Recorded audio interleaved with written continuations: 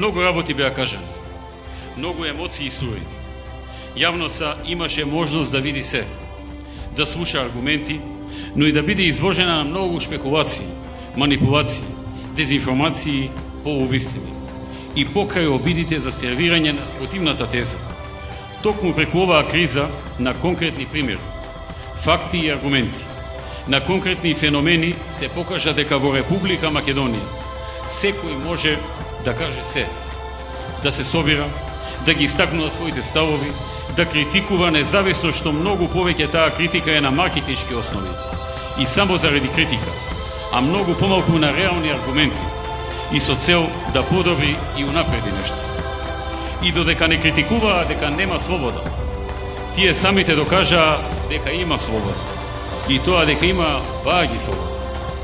Многумина знаа да кажат дека сме им дозволиле да ни се качат на глава. Некои тоа го толкуваат како слабост. Некои ќе си речат, абе ги држат луѓето со нешто и затоа вака оди работата. Да беше така, ова одамна ќе беше завршено. Ова во Македонија е поголема битка од она што изгледа. Ова во Македонија е битка за Македонија.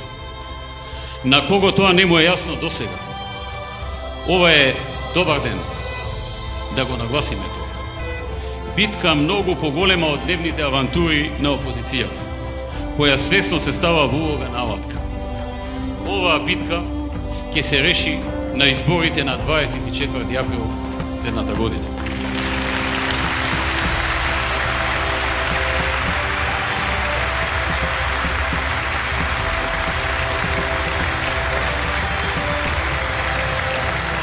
На тие избори народот ќе каже кого поддржува и во кого има доверба. Нема да каже ниту некој странец, ниту некој со волшебен стап, ниту пак некој таков ќе ги реши нашите проблеми. Ние заедно со народот. Ова е наша земја. Ова е наша земја. Ова е наша татковина. Ова е Република Македонија. И ние мора да истраеме и да одговориме жестоко на сите предизвици со кои се соочуваме. Тоа сакам да го порачам на овој ден.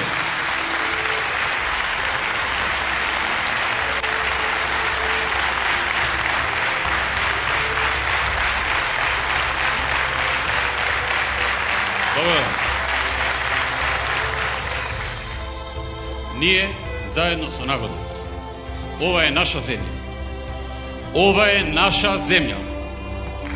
Ова е наша татковина. Ова е Република Македонија.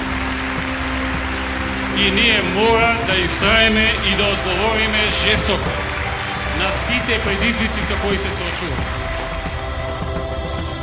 Ова е наша земја и ние, народот на Македонија, одлучуваме за нејзината иднина.